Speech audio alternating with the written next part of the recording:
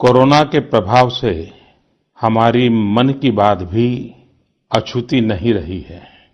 जब मैंने पिछली बार आपसे मन की बात की थी, तब पैसेंजर ट्रेनें बंद थी, बसें बंद थी, हवाई सेवा बंद थी। इस बार बहुत कुछ खुल चुका है।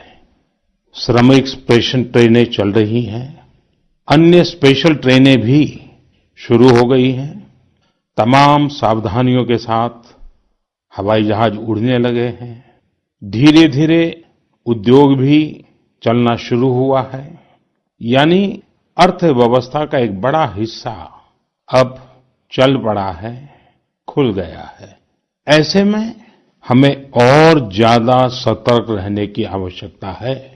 2 गज की दूरी का नियम हो, मुंह पर मास्क लगाने की बात हो सके वहां तक घर में रहना हो, ये सारी बातों का पालन, उसमें जरा भी ढिलाई नहीं बरतनी चाहिए।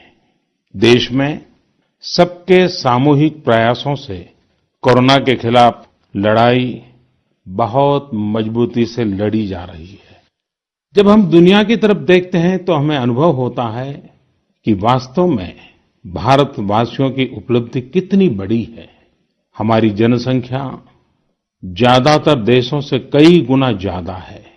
हमारे देश में चुनौतियां भी भिन्न प्रकार की हैं।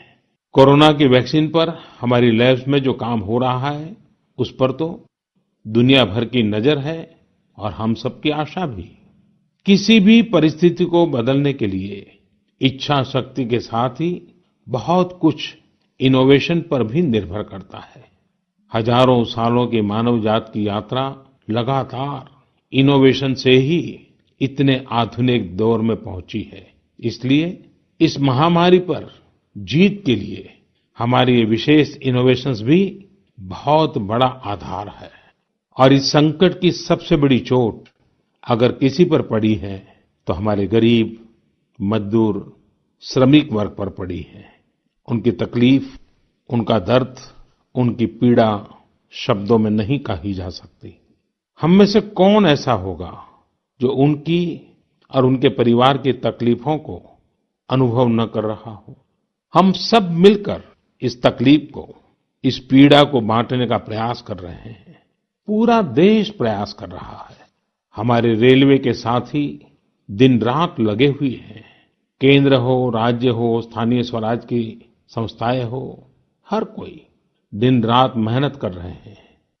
जिस प्रकार रेलवे के कर्मचारी आज जुटे हुए हैं, वे भी एक प्रकार से अग्रिम पंक्ति में खड़े कोरोना वॉरियर्स ही है।